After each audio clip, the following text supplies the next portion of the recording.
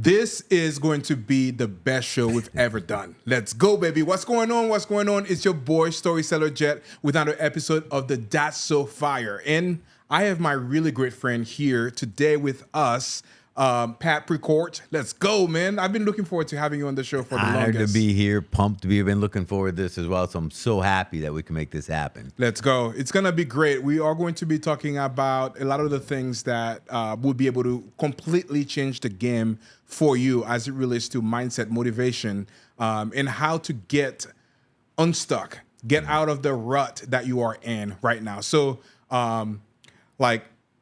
we're bringing this to you on a Sunday because I truly believe of how important that this topic is going to be, how game changing is going to be. So, Pat, are you ready for this? I'm ready. Like I said, been looking forward to this for a while. So yeah, let's get into it, brother. Awesome. So let's do a quick introduction of who Pat is, and then we are going to dive into the come up story. Okay? Yeah, Let's do it. Yeah, I mean, first and foremost, I'm a family guy. So I've been married 33 years and have 3 amazing kids, and that's just who I am, my roots. But I've been an entrepreneur almost my entire life. I don't think I have collectively a full year as a W-2 employee amongst all of the things I've ever done. Yeah, it's just how it's worked out. Real estate guy going back to the late 90s. And even before that, was in the contracting side of real estate. So, but real estate's just been in my blood forever. That real estate brought me into an education platform where it's one of the largest education platforms in the U.S. And it was in that time that I saw the gap between knowledge and information and execution and success. And we always we mate the two together, thinking that the more knowledge and more information that we have, the greater level of success that we'll have. And that couldn't be further from the truth. And there's obviously we need to be educated and informed, but that's not the root cause of our success. And so that opened my eyes to it. And I spent a lot of time in the education space, thousands of students, trying to kind of weed through that, learn through that, try different things. Retired that in 2013, and about the same time we opened a gym. It was called the Cage at the time, and it was a lifestyle fitness center with the heart and culture of our fighting arts. And it became, not by design, not even by choice, it's just, it turned out to be like a human laboratory for testing out constructs that altered behavior to produce desired results. That's the simplest way I can put it, right? You look at the health and fitness industry, it's probably got one of the highest failure rates. So many people want to be fit or want to lose weight, want to gain muscle. They buy all the products, they buy all the training, they buy all the nutritional experts, but not all of them get the results, right? Yeah. It's kind of the proverbial, the treadmill that you buy and you set up in your bedroom becomes a coat rack kind of thing, right? And our gym quickly became known as the gym that got people results. And it's because I stopped focusing on our equipment. I stopped focusing on our trainers and our nutritionals plans. And I focused on the behavioral side of what does it take to get people results. And what does that mean? At the end of the day, if you don't show up to do the thing, no matter how good the thing is or the resources or knowledge or information is, you won't get the results. So now our focus became, what does it take to get our clients to show up on a regular basis consistently up until the point where it becomes a habit. Showing up becomes a habit. So now in the equation of showing up and doing the thing, we took the focus off of the thing and put it all on make a habit of showing up first, then focus on increasing the quality of what you do while you're there. Yeah. And that was an amazing kind of like coming over the hump part. And then from there, we evolved into pulling, we sold the gym about a year ago, and now we're, in that time, as I pulled out of the gym space, I haven't been operationally involved in probably 5 or 6 years. I focused more and more on just small business, then big business, and what does it take to get people to get the results they want, results they know what to do, they know how to do it, they deeply desire the results, but they can't get themselves to consistently execute to get those results. Yeah. As you can see, that was just his introduction over here, and he's already going super deep. So we are going to have a lot of fun today. So Pat and Nat met maybe, I don't know, 2018, 2019, during our time at Collective Genius. Shout out to CG. Really amazing people over there. And also today we are going to, this is our first day together at the Family Mastermind. Shout out to Matt Andrews and the whole crew over there. It's going to be a really impactful few days. So super excited for that. Pat, obviously, any entrepreneurs, one of my favorite images out there is the entrepreneur graph where like, hey, I got this. Oh, I suck at this. Oh, this is so awesome. Oh my gosh, I'm going to fail at this. Every entrepreneur's had time where they struggled before being the success that they are in today. Let's go back a little bit and talking about your come up story. What are some of the challenges that you faced along the way that has shaped who you are today? Yeah, and no doubt, I'm just as human as everybody else, right? So go through that same roller coaster ride. You get super excited, super motivated about this thing. So you go all in. And the one thing I've learned about entrepreneurs, and I know you know this to be true, entrepreneurs are not lacking work ethic. We're not lazy. We're not afraid of doing hard things. That's never been the problem. But yet we still get stuck in ruts. And it's like, well, man, how the heck does this happen, right? Well, we trick ourselves into relying on that excitement, that energy, that feeling to drive behavior. And then when the feeling dissipates, goes away, which it always does, we're void of the driver to keep performing. Now we start seeing things a little differently. When we're feeling really hyped up and excited and motivated and energized about it, we tend to make things a lot better than they actually are. And then when that all goes away and wears off, right? And then we kind of slouch down almost to like we're in a recession now in our mind, we tend to make things worse than they are. But we don't stop digging there. We decide it's a good idea to dig deeper, so we start thinking about it more. And this is a time and a place, man, where I tell this to people all the time. When you're in a rut, rule number one, stop digging. And what does that mean in real life? Stop thinking and go start doing. Action your way out of the rut that you're in right now. You can't think yourself out of the rut with the same damn brain that dug the rut in the first place. Yet here we are. We keep thinking. We're like, oh man, I must need more information, more knowledge. I can strategize my way out of it. No, you can't.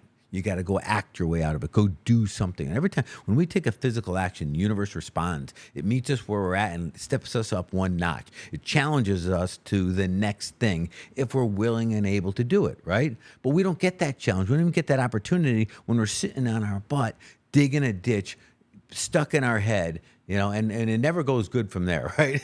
It only gets worse. Yeah. Yeah. Yeah. So take me back to, when did you know that you wanted to become an entrepreneur? Oh, goodness. I don't know that I just knew I didn't want to work for someone. So I don't know that I wanted to be an entrepreneur. My parents came from W-2 world, in corporate W-2 into entrepreneurial space. So that probably planted the seeds for it, right? I have very much a maverick in my personality style, so I don't make a very good employee to begin with in that context. So I never said, hey, I want to be an entrepreneur. It was more like, I don't want to work for someone else, so I got to go figure out something else to do. And it's just how it grew. And that's just always been, I was a proverbial guy or a kid with the paper route, at 12 years old, hauling papers through the snow and delivering these things, from box to box to box. That's going back as far back as I can remember. I was always doing something like that. Wow. Yeah. So talk to me a little bit about your real estate, I guess, like come up story. Like you used to work in real estate before you made the transition that you are doing right now. What did you do exactly during your real estate days? Yeah. So again, started in the late 90s. I think it was like a lease option was one of the first deals I ever did. In the early 2000s, we accidentally got in the short sale space. When I say accidentally, we're buying a house. We got to closing, and there wasn't enough money at the closing. And the attorneys closing it were in Connecticut. So we have all these attorneys that are closing, simply called customer service. This is like 2000 or 2001. Made a call to customer service, got a lesser amount approved over the phone really quick. And that was our first official short sale. And I went like, holy crap. Like, how did just like 12 grand or 15 grand just disappear right there? and it really got my attention. And over the next 10 years, we built a business exclusively on short sales, and that's all we did. We didn't rehab, we didn't flip, we didn't wholesale. All we did was transact short sale transactions, get properties under control, negotiate the debt, and then sell them for the gap between our negotiated debt number and what we were controlling the property at. That became our business. Wow. Not by choice, you know. You learn your way through, and it presented itself one day, and we're like, this makes sense. Now, since then, the industry's gotten very regulated, and we got out of it in probably 2012, 2013, somewhere around there, just because it got overregulated, things changed a little, and of course, the market swung back around to where the opportunities for short sales were much less. It's the whole reason why, between 2006 and 2010 or 11, there's so many short sales out there. It just had to do with, the calamity of overlending, giving too much money to people who didn't deserve it, or respect it on overvaluing the properties. And you put that train wreck together, and voila, you have a lot of foreclosures that have a lot more debt than the properties are worth. Yeah.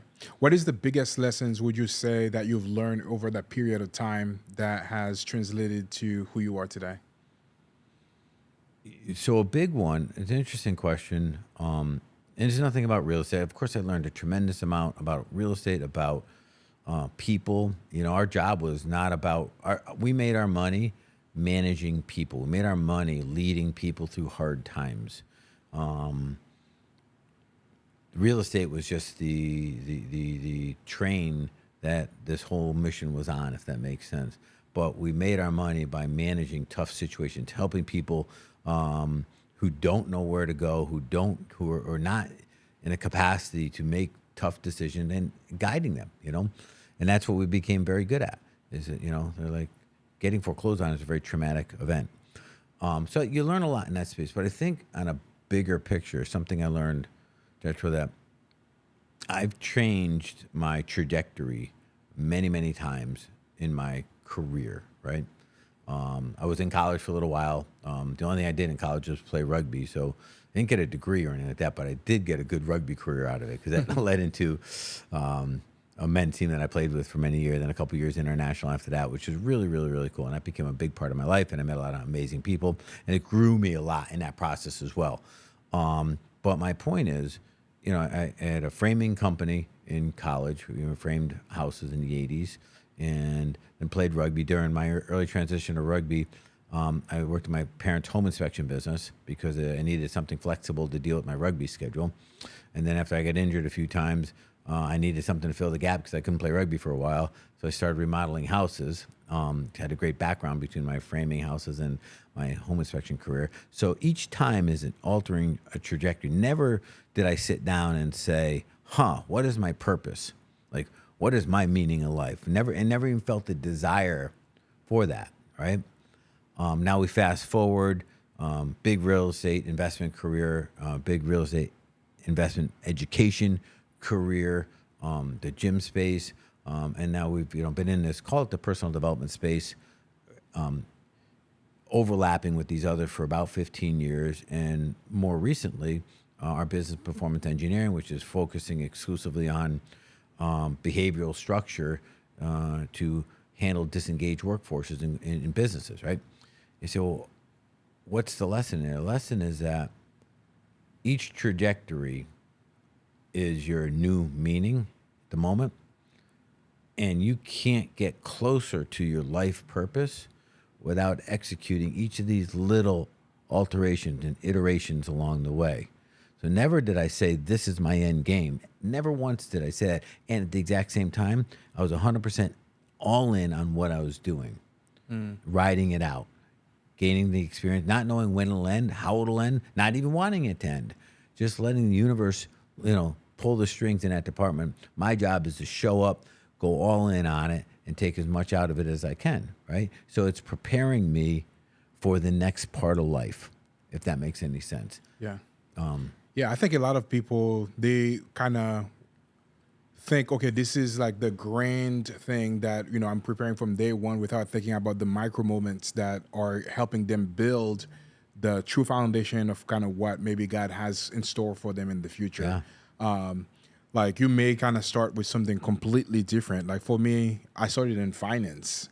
and now like we're doing something completely different. But all of the stepping stone and things that you've learned along the way are building that foundation for you for the bigger thing that you are going to be doing in the future. I love like how you describe that a little bit, that you go all in the small little thing or what you think your path was at the moment, but all of these things combined together is building the big foundation of what you're doing with business performance today. Yeah, I believe there's a higher intelligence. You and I might call it God, somebody else might call it the universe, but that has a big plan, right? But we are not prepared to play on that stage yet. We have to earn the right to be there, and this is all part of the process of earning the right to be able to perform at that level. Does that make sense? Mm-hmm. Yeah. So we in our gym, like I said, we did martial arts, MMA, stuff like that. And kid came in one time, and he's like, a young kid who's never fought before, great athlete, came out of the football space. He's like, yeah, I want to fight in UFC. I'm like, really? I'm like, huh? Well, what would you do if I gave you an opportunity to fight there right now? Oh, I'd be all in. The ignorance in that response is mind-boggling. Like, it's not about having the opportunity to be there. It's deserving the opportunity to be there. And they're two totally different things. And we've got to put in the time to deserve it. Because I could get, I couldn't give him an opportunity to be in the UFC, but if somebody did at the level he's at, he would just get destroyed. So it would be irrelevant. And we always have, oh, I wish I was them, or I wish I could do this, or I wish I was in that spot. You say that, but you've never thought through what it takes to be in that spot. And that's not that to say that you won't be qualified to be there at some point, right? But you've got to put in your time and earn your stripes along the way. And some of those stripes come with a little blood. That's part of the game. That's what builds our thick skin. That's what builds our kind of our character, getting knocked down and beat up and still getting back up and moving forward.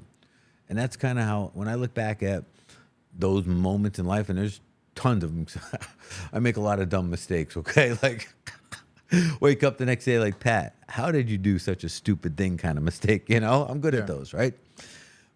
But I wouldn't undo any of them, even though some of them cost me dearly, cost me friends, cost me relationships, cost me ungodly amount of money. I still wouldn't go back and undo any of them, because I look at it as, again, that higher level intelligence that, Pat, you know what? You ain't paying attention. There's another training you got to go through. Buckle up. Yeah. And that was required training, again, that I had to go through in order to become the person I am today. So to strip that out of my past would lessen who I am today. Absolutely. That makes sense? 100%. Yeah. Yeah. So talk to me a little bit about business performance engineering. What exactly do you do with that? For anybody that is watching that, what are some of the things that you are providing for businesses? Yeah, so this is really cool. Business performance engineering effectively steps, let's take a typical organization. Their people are not performing, and this is like a real issue in our nation, where they call it a disengaged workforce that costs over $1 trillion a year in lost performance in our country. It's amazing, right? And the normal like go-to solution is you bring in like a motivational speaker, or you bring in a culture expert, and you focus on these, call them soft skills, that once those influences have left, behavior doesn't change. So we flip over to the other side and say, if you have employees that are disengaged, not performing, it's not an employee issue, it's a structural issue, that they're not in the right structure to perform. And the simplest way of saying that is, if, let's say, you wanted to lose weight, and you're like, Pat, I got a bad habit. Every night right before I go to bed, I walk through the kitchen, and there's snacks in there, and I love stuff my face with snacks right before I go to bed. Okay, good. Let's start there. I'm not going to stop you. I'm not going to say don't do that. I'm going to make the conditions for the behavior that you want to stop more difficult than the conditions for the behavior that you want to execute. I'm going to work on the structure here. I'm not going to work on you. I'm not going to try to inspire you or motivate you, okay? But I'm going to take all of the junk food out of your house, throw every bit of it away, So that now at 9 o'clock at night, when you're tired, you want to go to bed, and your normal habit is reach in a cabinet and grab whatever you grab, it won't be there. But you're less likely now to hop in your car and drive out to a store to get that one thing than you are to just kind of be like, fine, and go up to bed. So, and this is just one, we have a 10 pieces of the structure that we alter in a business, right? And this is just one example of when you make the behavior that you want to see happen easier than the behavior you don't want to see happen, we're more inclined to execute the behavior of choice. Yeah. That make sense? Mm-hmm. Yeah, that's human behavior 101. We'll take the path of least resistance. So let's create that path. Yeah. So we go into businesses and we start setting up that structure in that sense. Awesome. Why do you think that some companies have disengaged workers? Yeah. So again, I never start at the workers. I always start at the leadership, and then I call it, we have 3 tiers, founder and CEO, if you will, leadership, and then employees. And when we go in, we do 3 levels of diagnostics that work at the leadership level, CEO, and then at the leadership team and at the employee level. And they're very deep and very revealing. But the answer is the employees are the symptom. They're not the cause. The cause is above them. In a lot of the bigger corporations that we work with, is because they've set up environments where the leadership team are not leaders. At best, they're marginal managers, but they don't know how to lead team. They don't know how to they don't know how to create environments conducive to the success of those that they lead. That's one of the definitions of proper leadership, right? Not anything about you or your title or you winning accolades. Is you serving your people so that they succeed at their core roles. And part of that is communication, getting clear on what it is they're supposed to do in the first place, and a hierarchy of how decisions are made throughout the organization. But the simple answer is we look at the leadership team and then the founder.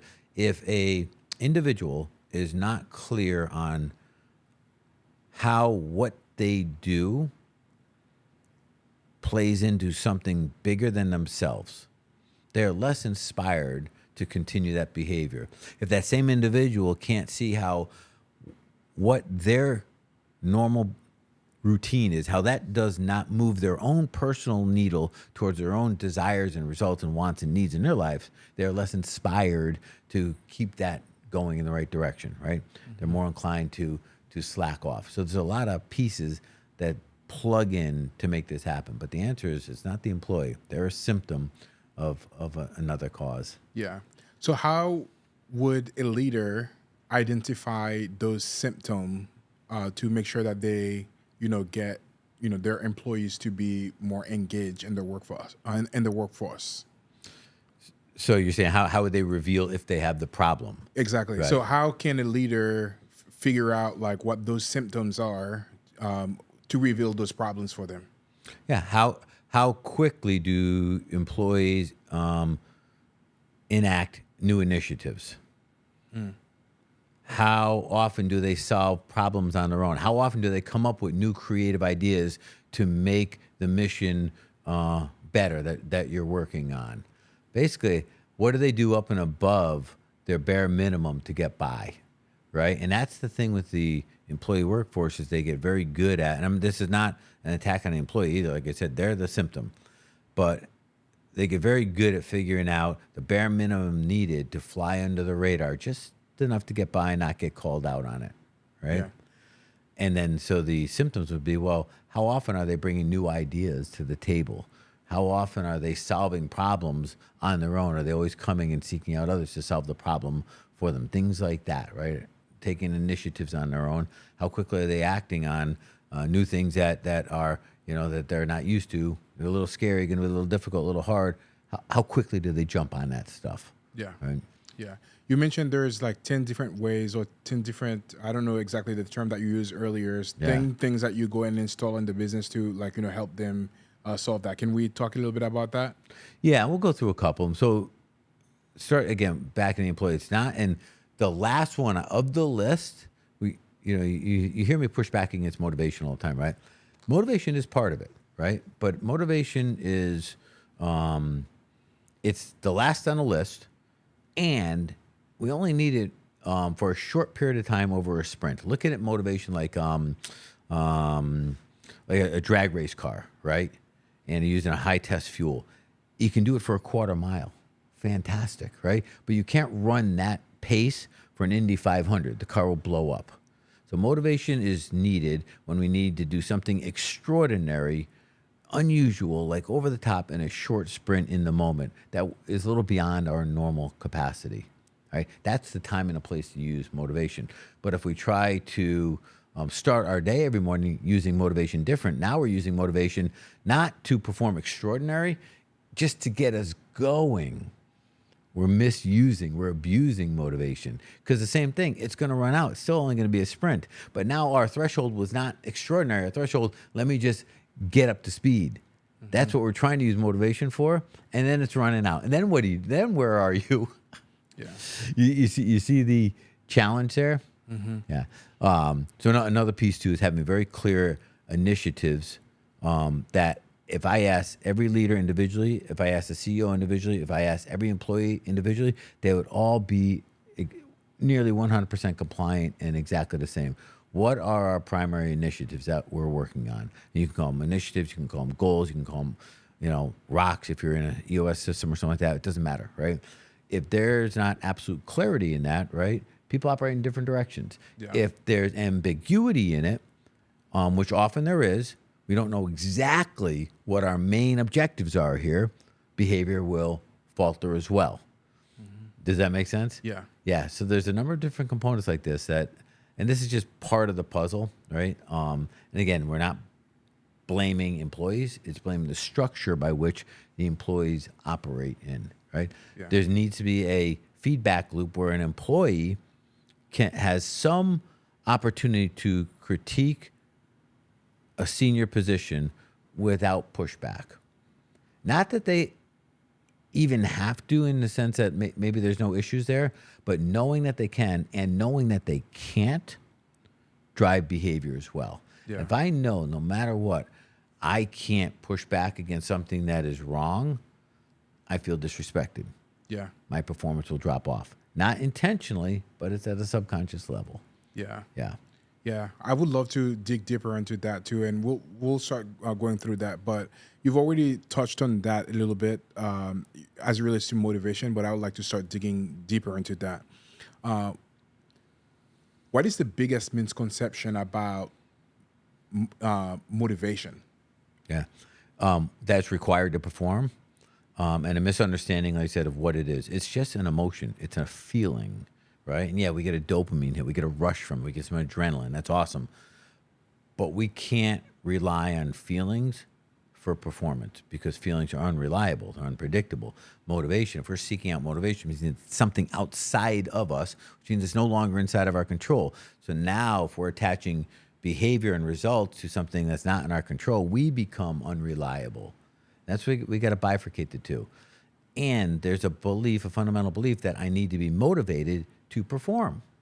And that's just not true. As a matter of fact, I would challenge everyone listening to this to become more conscious of how you feel and be willing to execute regardless of your current emotions. In other words, if you wake up, you're exhausted, kids kept you up all night, the dog was barking, you're totally fatigued, get up and get at it anyways, even though you're not motivated. Don't go looking for motivation. Just physically go do the work anyways, right? And that's a big misunderstanding people have about motivation, that A, we need it, and B, that it somehow is like a reliable source of performance, and it certainly is not. Yeah. So if you're not using motivation as that, what are some of the things that we can do to ensure that we are putting in the work, like you said, that, even though we're not feeling it at the time, that you still go and kind of, doing that? Yeah. So a couple of things here. So let's bring in the word belief too. So if we have a belief that motivation is required, it's going to be very difficult to operate outside of that belief. Beliefs are like our operating system. They drive behavior. And we don't change our beliefs freely. We hold on to them because they identify who we are. That's where a big part of where our identity comes from, our current belief system, right? And much of our beliefs were put into our head a long time ago when we were children, 12 years old, 7 years old, right? And here we are carrying beliefs that some never worked in the first place, some we outgrew, right? And some just became obsolete on their own, but we don't go back and challenge them. So we're carrying an old operating system for the new version of us that's got to perform at a whole new level. Clearly, it doesn't make any sense, right? Yeah. Yeah. So if we can appreciate that, we won't voluntarily operate outside of our belief system. It'll limit what we can do on a regular basis, which means we've got to force the situation until we've got enough new evidence and new facts to rewrite the old belief with a new one. We have new facts that, yeah, if we do A, B, C, and D, it actually does equal what we wanted. So that old belief that said it wouldn't is wrong. And as adults, we need that evidence to change our beliefs. So go back to motivation. If the belief is, I need to be motivated to perform, we've got to force ourselves every morning to perform even though we're in a crappy mood. Do it anyways, and then it's the key part here. Track the results. And what this does is creates an awareness around connecting the dots between behavior and results. And that's where the facts and the evidence lie. Tracking with me on this? Mm-hmm. And when we do that enough times, we have enough evidence, enough new facts that are out of alignment with old belief and in alignment with new belief, it will automatically replace it because our mind will have nothing else. There's no other way we can arrange it in our brain. And the new belief will overcome the old belief very quickly that way. But we need to connect the dots between behavior and results because that's where the evidence and the facts happen. And if we don't do that actively, that can get passed by and it not work the way it's supposed to work. Yeah. Let's go deeper on this a little bit. What are some of the things that we can do? Maybe it's an exercise that we can to replace those old beliefs with new beliefs today. I said you can't just replace them. You have to earn the new evidence, which is through action. So we have to operate in conflict with our old belief. And this is where it gets tough. When we push against an old belief, that's our identity. That's what we believe to be true. It's a scary proposition. It genuinely is. Because we believe something to be true, and now we're doing something opposite of it, right? Not easy. And the critical brain's got to set this up, and then we've got to discipline ourselves. This is one key spot for using discipline ourselves to execute anyway. So now bringing the word courage. We need to be courageous. We need to act in the face of fear, not void of fear, in the face of fear. We're going to be scared to death, and we have to do it anyways. Now, the better we prepare ourselves for it the night before, right, or before the thing we're trying to change, walk through it, walk through the event in our brain of actually doing it and being in a state of fear, working against your current belief system, right? So by the time we actually have to do it for real, we already have a map to follow. We've already been there, done that. And it'll make it that much easier to do. Now, I'll throw in one little kind of chink in the armor here, right? As we step out of an old identity into a new identity, and to a degree, every time you change a belief, you're doing that. You're changing who you are. And each of us has what I call it a shadow ego. I don't know what it is, but I call it a shadow ego. This little, I won't call it what I was going to call it, this thing inside of us, okay, that when you try to step up and become something more, it says, no. You're perfectly good the way you are. No need to try something new, do something different, become more. And that shadow ego is brutally against us becoming someone different than we are today. It despises the uncertainty of that change. So it will first lightly pull us back, then it'll throw everything it's got at us to pull us back. And that's where that voice creeps in. You're not good enough. You don't deserve to be here. They're going to laugh at you. They don't want to hear what you have to say. You have nothing of value to say anyways. You're going to fail. You might as well take this easy way out now. That's that little incriminating voice that creeps in. That's our shadow ego. And again, how do you overcome that? Prepare yourself for it. Know it's going to be there no matter what. And know in advance that it shows up the exact same time you're about to step into becoming more. So now we can relate it. When that shows up, it means that opportunity to become someone else just showed up. Time to be courageous. step into the fire, trust the system. And once we get in there, we're deserving to be someone different. And that shadow ego will simply level up to who we've become. That'll be its new level it'll fight for. This process never ends. You may go, well, when does it go away? When you arrive, Yeah. no one ever arrives. There's no. That's the other, man. That's the other funny part of this whole thing, that we all have a future event in our head where we'll arrive. Sometimes it's attached to dollars. Sometimes it's attached to an exit in a business. It's attached to getting married and having a family, whatever. There is no arriving. There's no end to it. There's only the journey. And if you ask me something along the lines of, Pat, well, what would you remind yourself today that you wish you knew earlier? That would be one of them. That stop worrying about the destination and go all in on the journey. Yeah. Because if you focus too much on the destination, you'll miss out on the journey, and the journey is where life is lived. And no matter what threshold you reach, you don't shut down. You don't desire less. You don't become, you're like, oh, I've arrived, I'm okay and fulfilled and satisfied. Not at all, because now your potential has increased to that level, meaning, and you can't fulfill your potential. There's no such thing as like a full self-actualization, because the further we go, our potential keeps expanding. We're chasing it the whole way. Yeah. And that's awesome because it keeps us driven to become more. Does that make sense? Yeah. And that's why there's no arriving. And that's when we set up that false premise of, man, when I just get here, I'll be this. No, that's bullshit. That won't happen that way, right?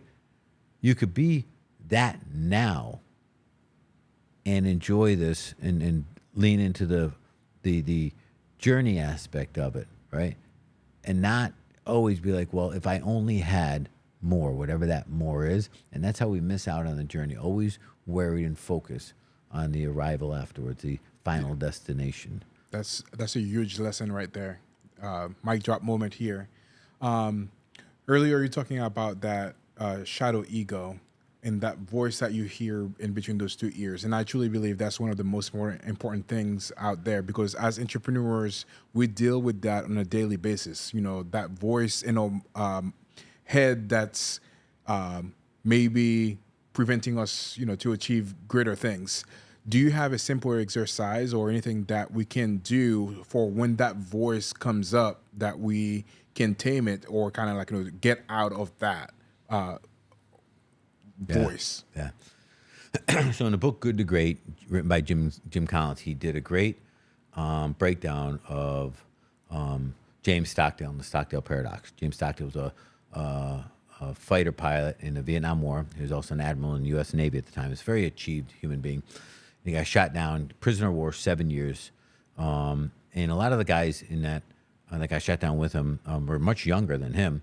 And they ultimately didn't survive the camp. He was one of the few remaining that survived. And the whole Stockdale Paradox was about, like, well, what was different? Why did you survive? Why didn't they? And in short, it was, he said, you know what? I never lost faith that I would prevail in the end. I didn't know when, I didn't know how, but I never lost faith that I'd prevail in the end. And therefore, all I focused on was today. That's it. One more day. And I adopted out of that a statement I say to myself every single morning. And it's because I needed to confront myself so many times on this. As soon as I get out of, right before I get out of bed, I wake up, eyes are open, figure out where I am. That's my morning. All right, Pat, just remember, man, you're going to quit, but not till tomorrow. Boom.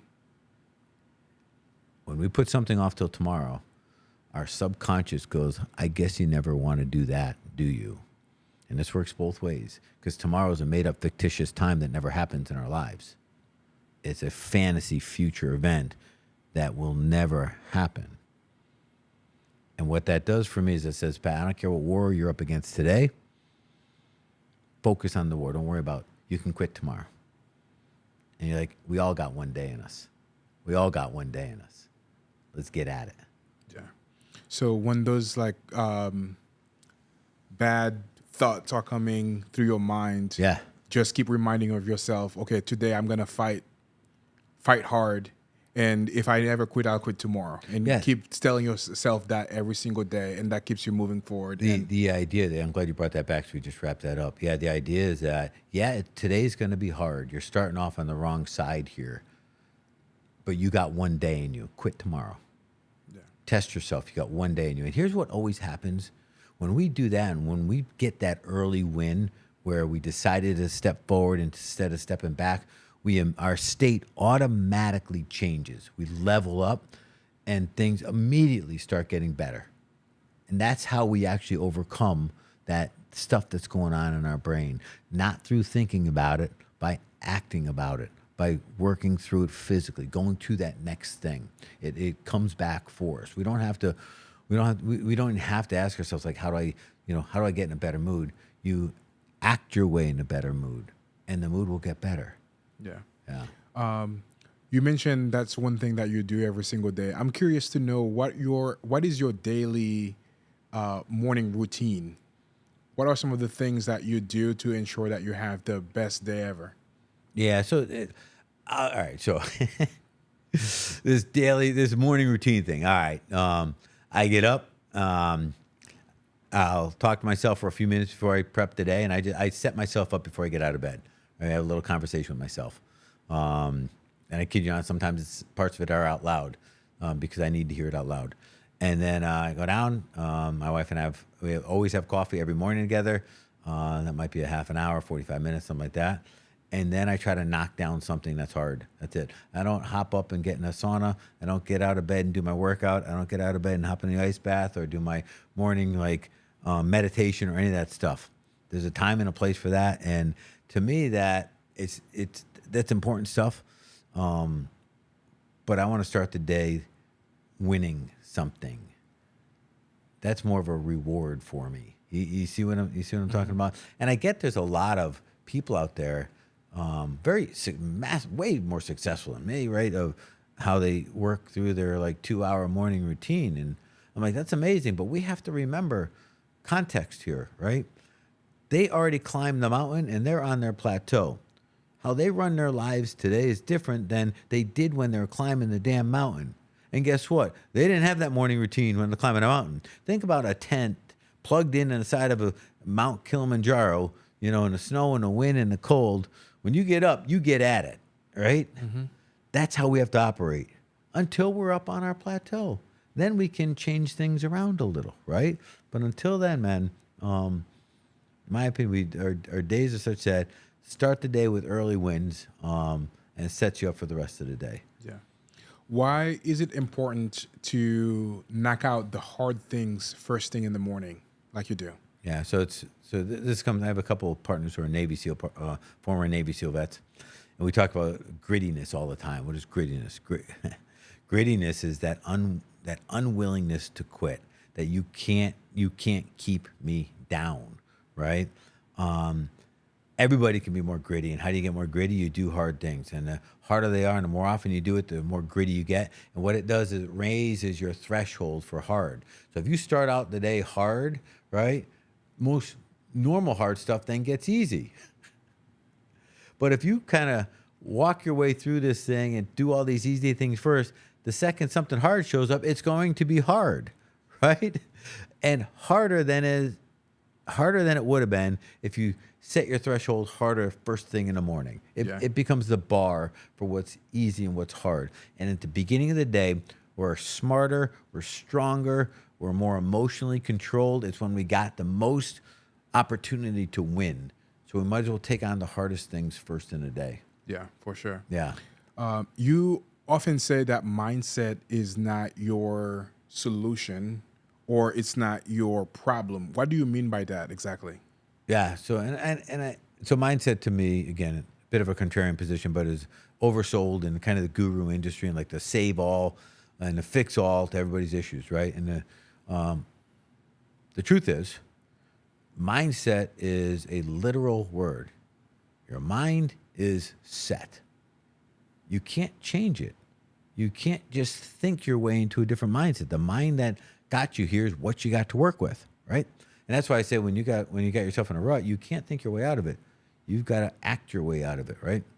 You say, well, then are we stuck with the same mindset for our entire lives? The answer is no. Look at mindset as a lag indicator of our beliefs. So if you believe something is true, you believe something is false, your mindset will reflect that. And your behavior will be a reflection of the outward mindset that the world sees. World doesn't see your beliefs. World sees and hears your mindset, right? Because you talk and act it. And your behaviors follow that. But if you want to change your mindset, and an example would be, hey, Jetro, I need you to run a 26-mile marathon in 3 months. You may be like, okay, but if you don't genuinely believe it's possible, the second I leave, you're going to complain to your brother how that's impossible and it ain't never going to happen. Mm-hmm. And your behavior will follow that belief. And it's not that you have a mindset problem, you have a limiting belief. You see the difference there? Mm-hmm. And if we can level up the limiting belief to where it's possible, then your entire outward expression in your mindset will change because now it's possible. And your behavior will follow that. Yeah. Yeah. Yeah. For everybody that feels like they're stuck in a rut right now, what is your advice on how they can get out of it? Stop thinking, start doing. The mind that put us in a rut is not the same mind that's going to get us out of it. The more we think, the more we try to manifest in this situation and all that kind of stuff, we're going to get deeper in the rut. We have to act our way out of it. Go do something. But Pat, what if I don't know what to do? And I love when somebody asks me that question. It doesn't matter. This is a huge kind of takeaway for people. It doesn't matter what you do as long as you're doing something, because you're going to get immediate feedback from the universe. And if what you're doing is wrong, it will not only tell you what's wrong, but it'll give you the specific, perfect insight as to what to do right. So look at it as a GPS in your car, right? And let's say you ever drive someplace you're not familiar with, and you eat dinner or whatever, you come out, you have no idea which way to go out of the parking lot, left or right, because you weren't paying attention coming in because you followed the damn GPS there, right? Okay, good. So you go home on your GPS and you just sit there. And then maybe your wife's like, well, why aren't you going anywhere? Well, it's not telling me where to go yet. Well, it's not telling you where to go because you're not doing anything. The GPS guys look down and they're like, I got nothing. You're not moving. I have no idea what you want. You're dead in the water. And what we're fearing is making the wrong turn, leaving the parking lot, right?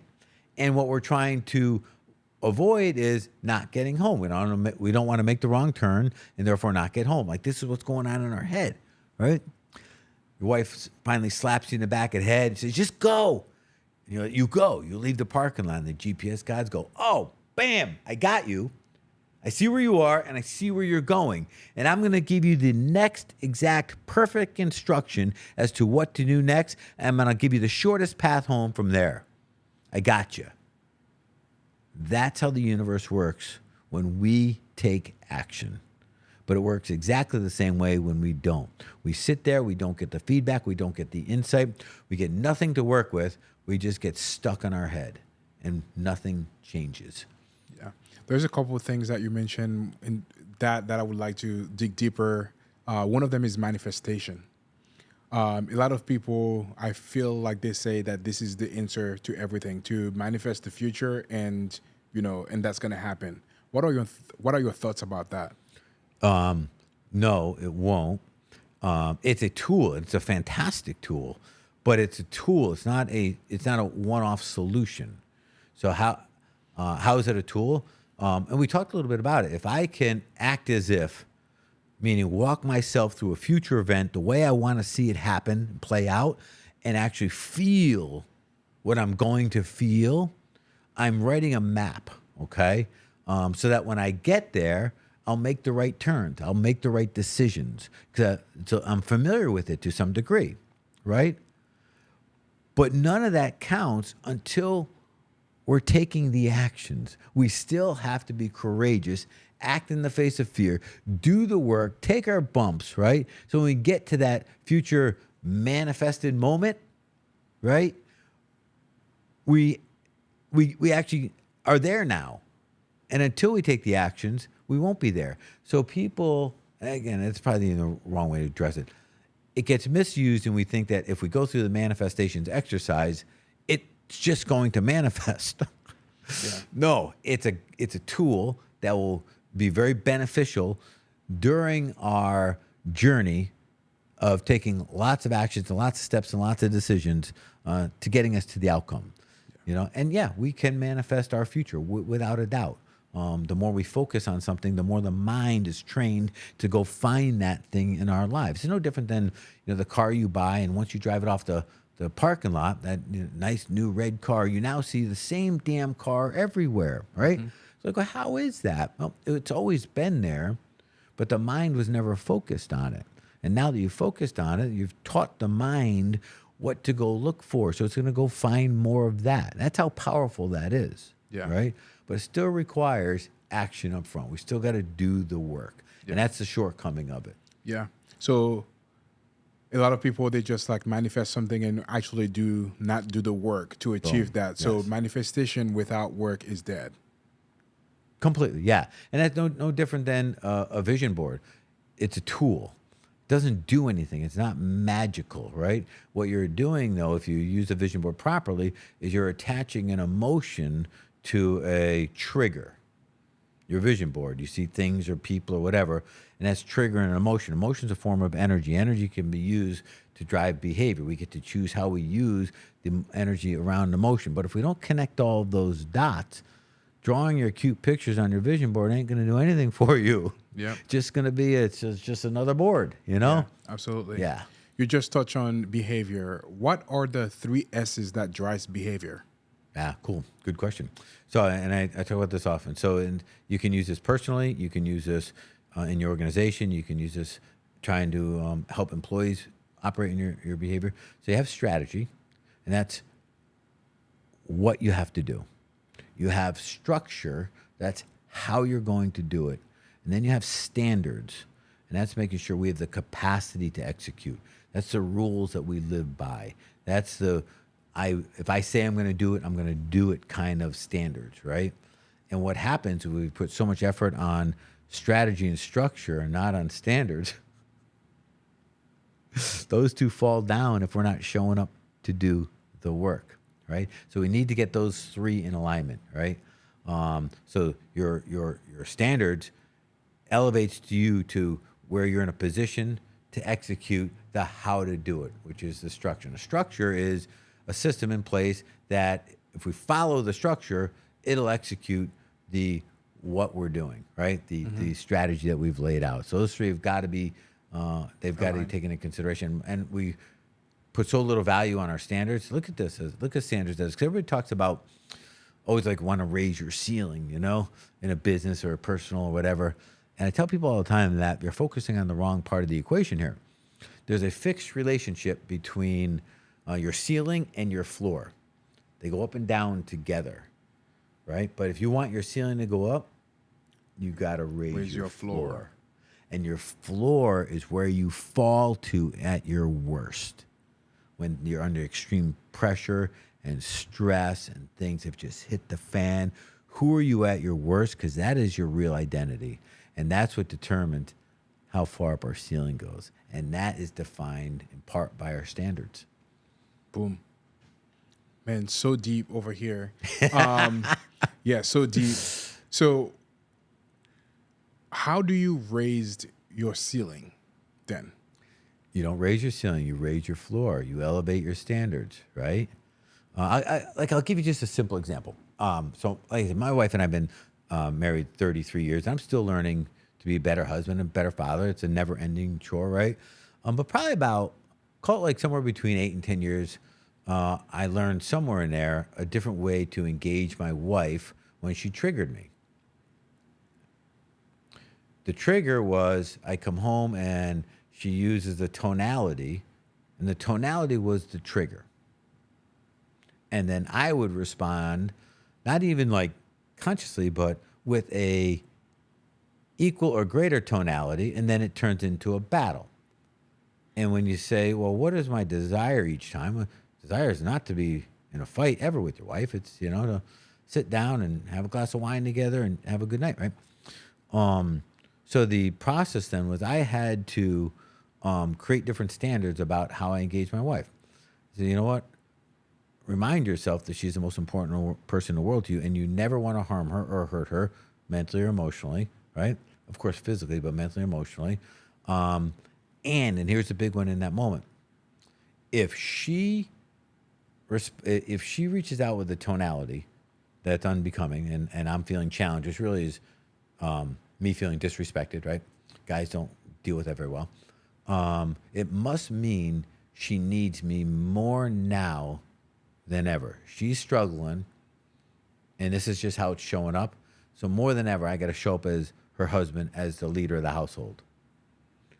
And that's a standard I committed to. So now when it happens, even if it triggers an emotion, I can stop, pause, think about what I'm thinking about and what I'm feeling, and I can fall back to my standards. And no, Pat, push all that little whiny stuff away.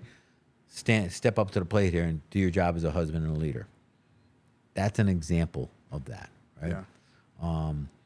In business, when everything hits the fan, right? Do you take a deep breath, assess the situation, figure out what is the next first best step you can take, or do you start yelling and screaming and blaming and having a tantrum, and acting out in fear? Those are standards. Yeah. That makes sense? Yeah. And we can say, well, how do you go about, picking your standards? Well, your worst game. Yeah. Start with the worst part of you, right? Start with the part you'd be most embarrassed of if your kids got to see it on a regular basis. Start with that part. Boom. Yeah, and watch how quickly you gain clarity on what standards you got to level up. Yeah. And now, if you guys are going to do that exercise, right, remind yourself too that our standards are outward. How a reflection of our standards show up outward, external to us, but they also are internal, how we're thinking and feeling and emotional, right? Do you, when you see somebody win, do you kind of like, feel crappy and want them to lose? You know what I mean? Those are your standards. And just because someone else doesn't see them doesn't mean they're not your standards. And that is the level of your floor. And that will limit how far you can go. There's a lot of responsibility in this game. Yeah. Yeah. 100%. Man, this is so deep. Like, I just love, like, I've known you for since 2018, which is 8 years now. Yeah. Like, you've always the person that I kind of think of when I think about mindset, or think about you go all the way deep in those kind of stuff. Like, whenever I may be facing some hard time or kind of fear, which is gonna be my next question. I was like, yeah, what would Pat do? I guess we should coin this WWPD. What would Pat do? So for some people that might be facing fear, whether it's fear of failure or fear of something undesirable that may happen, what advice would you give them as they're facing those kind of fear moments as entrepreneurs? Yeah, and we'll address this at two different levels, right? But first, the obvious is just understanding what fear is. So all fear is anchored in one common denominator: not knowing. We don't know something about what's going to happen or what's next or whatever. And we have such a high desire for certainty as human beings that gets very uncomfortable, right? So you use the proverbial, the monster under the bed for the 7-year-old child. He's afraid of what's under the bed, right? It's not what's under the bed they're afraid of. It's not knowing what's under the bed that they're afraid of, because then our mind goes to, well, what if there's this scary monster, right? And now adults do this in a brutal way. We're always like, what if this goes really bad and I fail, I lose all my money? What if I get up on stage and I forget my lines? What if they don't like what I have to say in the first place? We play a future event that's made up, that has not happened. It's completely fiction, and we don't want to see it happen. Truth is, this is that manifestation in reverse. It's going through an emotional forward event that we don't want to see happen. Not cool, right? But back to fear. Fear is Fear of the unknown, not knowing something's about that is about to happen. Right. So the simplest way to mitigate fear, when the opportunity allows us to, is to step into the fear, see what's there. Get out of bed with a flashlight and look under the covers. If you're afraid of public speaking, get up on stage and speak anyways. You're not going to be fearless. You're going to be acting in a state of courage again. But immediately, you're going to reveal exactly what you were afraid of. It's no longer going to be scary. And here's the thing. Even if something's there that you don't like, you won't be afraid, or at least not to the same degree anymore, because at least we know. That's why people will settle back to a comfort zone that's not very becoming of them. It's not really a comfort zone. It kind of sucks. But because there's such certainty in it, they'll settle for it. Kind of the same psychology around that, right? Yeah. So now back to fear.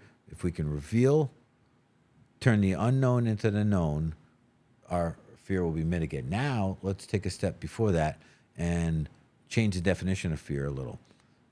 If everything we want is on the other side of us growing, changing, becoming more, which is a true story, that means we have to do something new and different, which means there will be fear involved, because if we do something new and different, if it's genuinely new and different, we don't know the outcome of it. So fear will be present, which then means we can start connecting the dots that fear equals possibility, and change the meaning of what fear means to us as a trigger. You tracking with me on this? I'm tracking. We get to put any meaning we want onto anything, right? And if fear in the past meant it automatically, if it was fearful, it meant something bad was going to happen, because that's the stories we wrote around it. Now fear is something amazing could happen. And if the fear wasn't present, it would mean that nothing is new or different, which means we're not doing anything different, which means nothing new and different can happen. We are getting exactly what we had yesterday. Yeah. Boom. And then you start to become more concerned about like being even keeled with no sense of fear. Like, am I settling? Am I slowing down? Am I not pushing hard enough? Things are a little too comfortable right now. See how they go together? Yeah. Yeah. That's a mindset change, like all in self right there.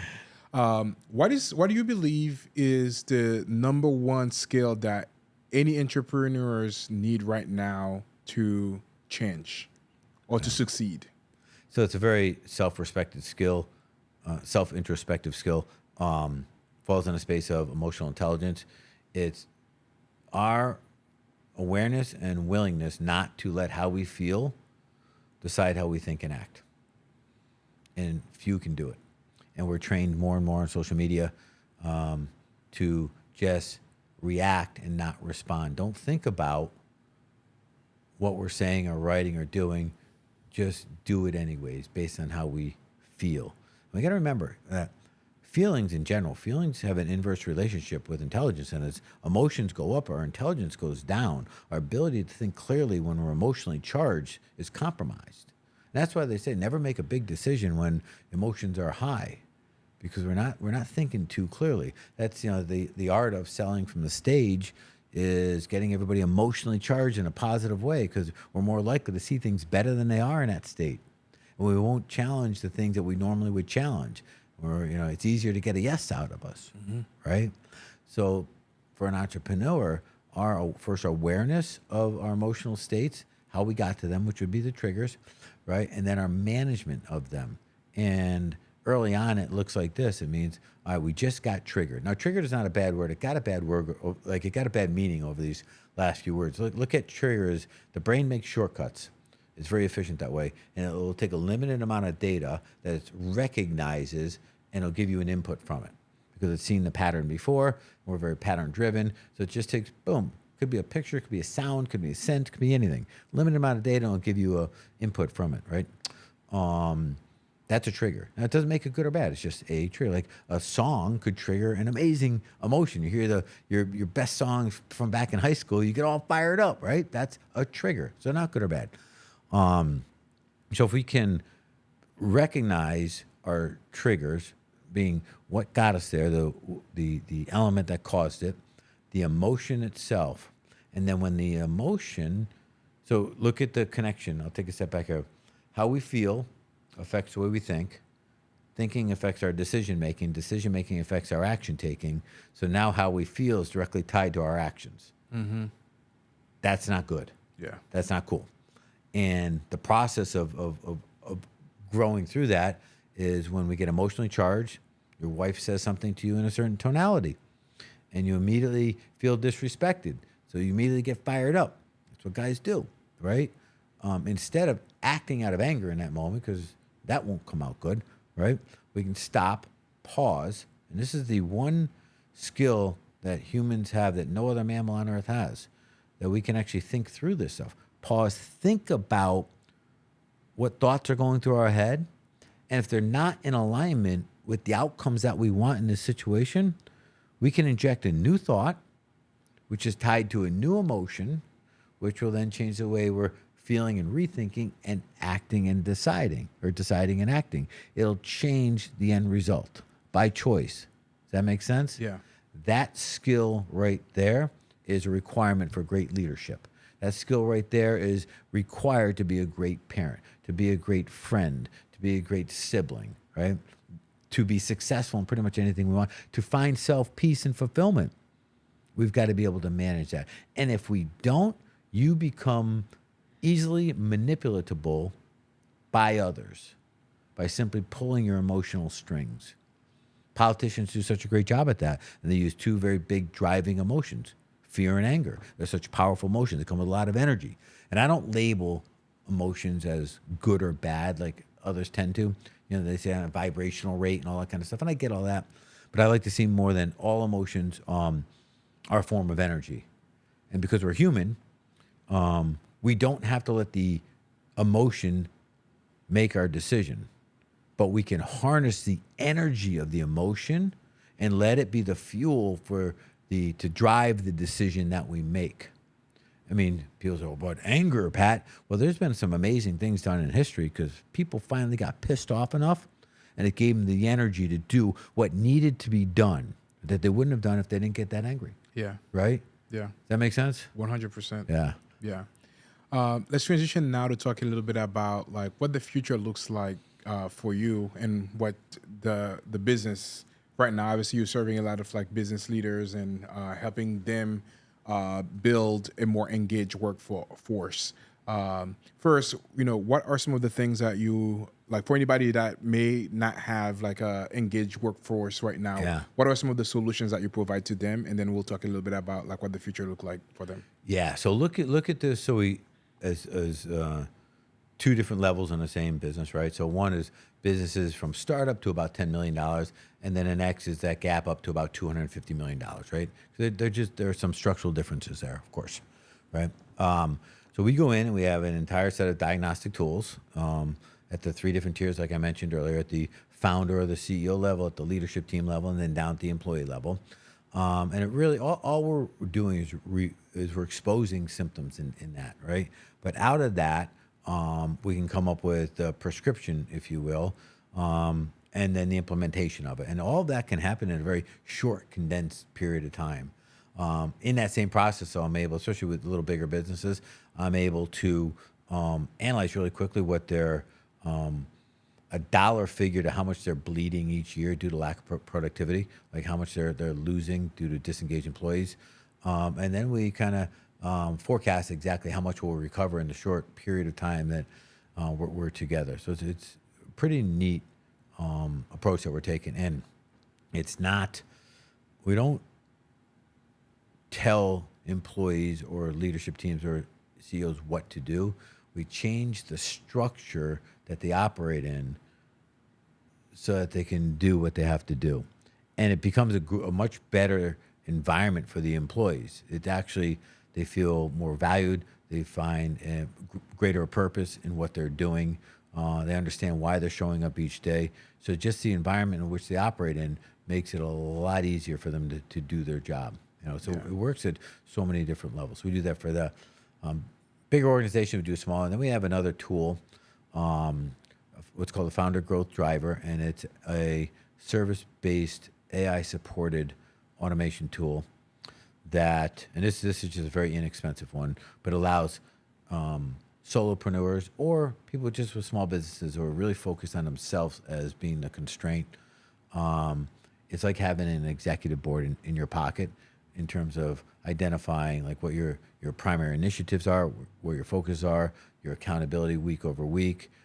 We graph your everything from your constraints, what's holding you back, to where you're progressing well, and where your resources should be allocated every week, and it's all done in on your phone. It's pretty wild. That's pretty awesome. Yeah, That's awesome. yeah. That sounds like an amazing tool to have in Yeah. your tool belt for sure. And a neat thing about that is I took a lot of my behavioral science psychology into it. So it's a learning tool as well.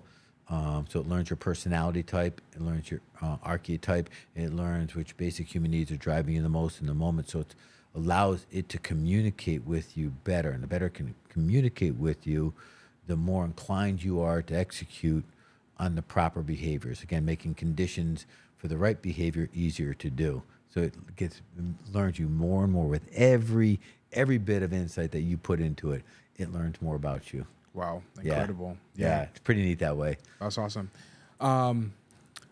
Do you have any special gift or anything like that we can offer, like maybe a PDF or anything like that for the people watching this that might be interested in how you work with them, or maybe it's just like a special call that you kind of have with them? Yeah. So here's the thing. If anybody ever wants to work with me, I always offer, and I'm going to want to call it a consultation. It's a conversation, right? We sit down, we just have a conversation about what's going on.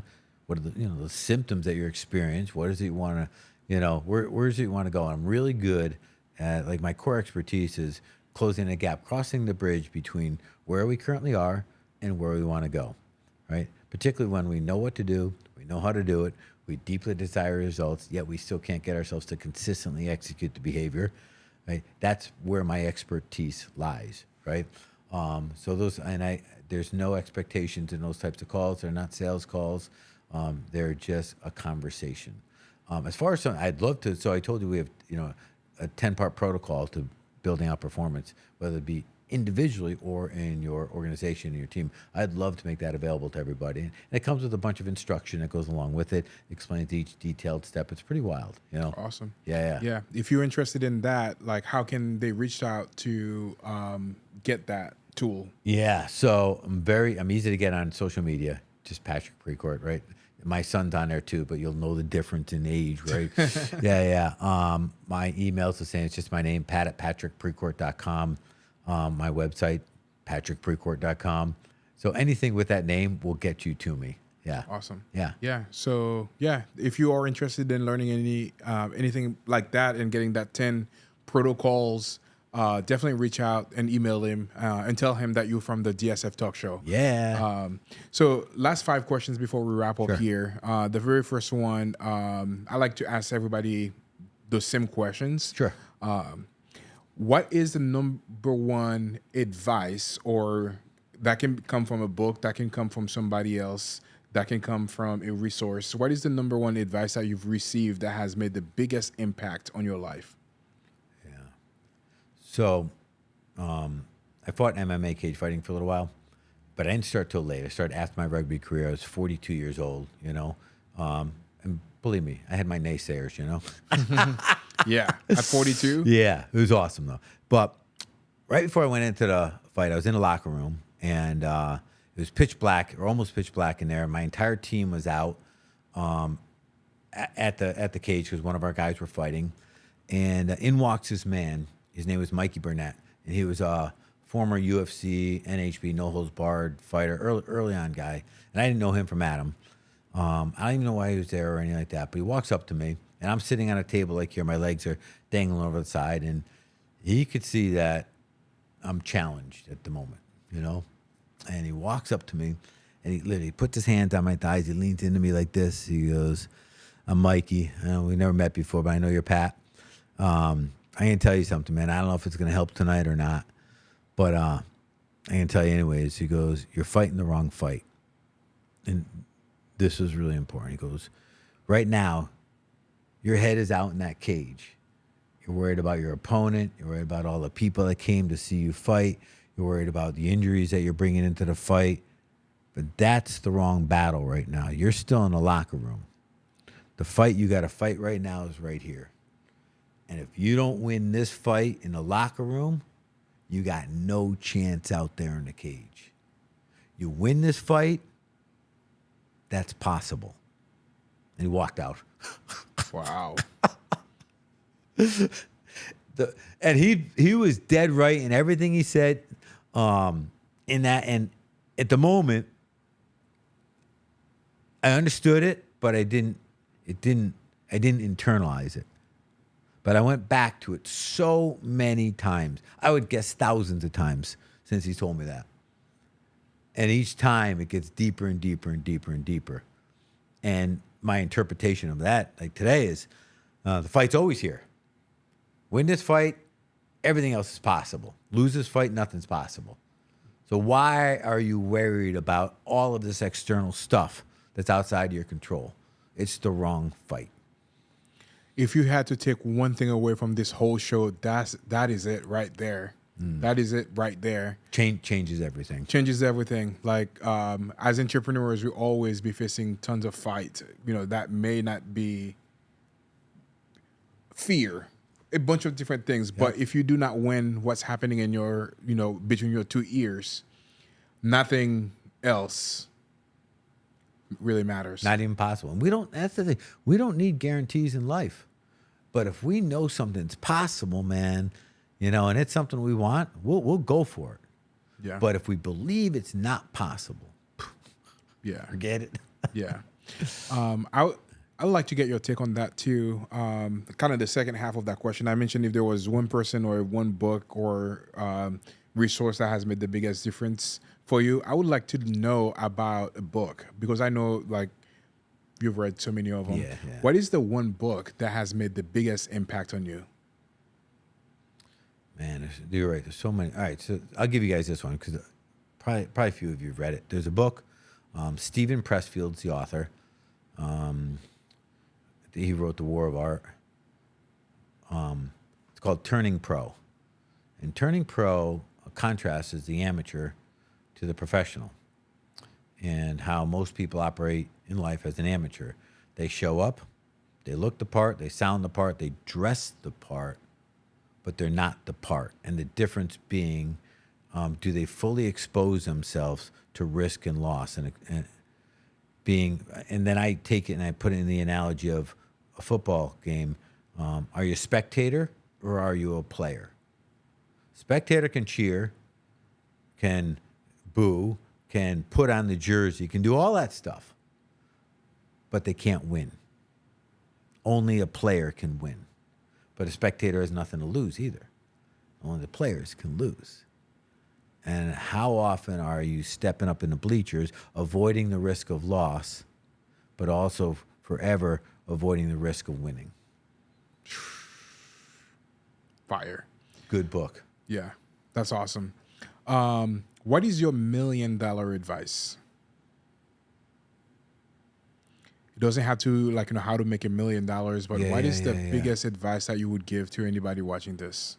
Yeah, so it might go back to something we brought up earlier about purpose and meaning, right? Because I see a lot of kids now struggle with it too. When I say kids, 20s, 30s, even early 40s, not kids, but we don't need to know our purpose. And I'm of the belief that you won't know your purpose until the ride's over and you can look back on it. I think it's way bigger than that, right? But we cannot miss out on the journey we're on, worrying about if we're on the right journey.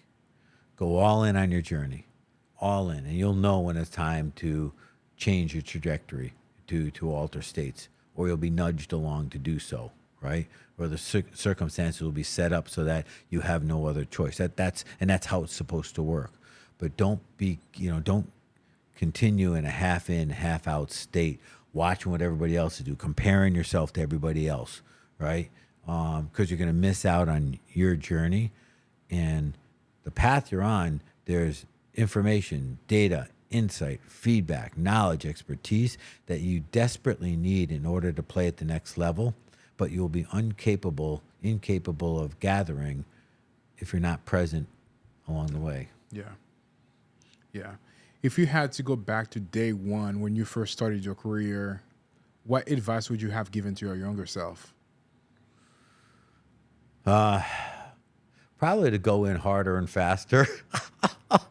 Stop all the stuff I'm talking about. Stop worrying about what other people are going to think or say. Stop thinking they even care. Stop thinking that whether they care or not even matters, because it doesn't. The faster we can bifurcate ourselves, separate ourselves from what we think they think about us, the freer we are just to go. And so many of us, and I think it amplifies itself in our adulthood, we get so hung up on what we think others think of us that it cripples us, it stalls us, it steals our dreams. It's like a vacuum sucking our life out, you know?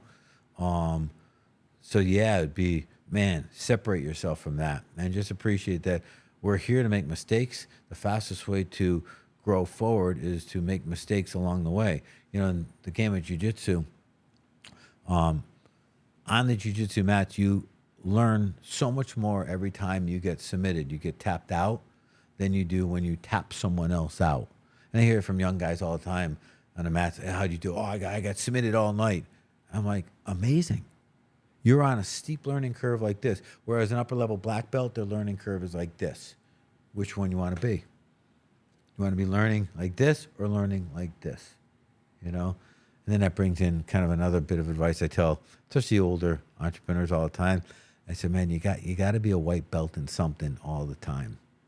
You got to feel that fear. You got to feel that challenge. You got to be brand new at something. Yeah, that thing that humbles you to your knees. You got to be a white belt at something all the time. You got to be a white belt at something all of the time. Mm-hmm. Pat, it's been such a pleasure having you on the show. Thank you for coming and sharing your knowledge and your expertise and your wisdom here. Such an amazing conversation that we've had. For me specifically, I've taken a lot from it. Just the last thing that you just said, you got to be a white belt at something every single time. That's a huge takeaway for me. Man, such a pleasure. I feel like we could go for another 5 hours, but I know that my brother has to go back to his house now. So we'll have to have a part 2 for this for sure. Would love that. Honored to be here, brother. Yeah, it's been awesome. But yeah, for anybody watching this, and if you want to learn more about anything that he shared on today's talk show, please definitely go to Pat Precourt at, what was the email? Yeah, Pat at patrickprecourt.com. Yep. And send him an email and telling him that you watched the show and you would like to learn more about that. And obviously, he's made a really great offer on the show. He has like a really great tool that can help you get unstuck and, you know, help you with your organization. So definitely take advantage of that and reach out to Pat at patrickprecourt.com today. There you have it. Hope you have a fantastic day. Let's go, baby. That's so fire.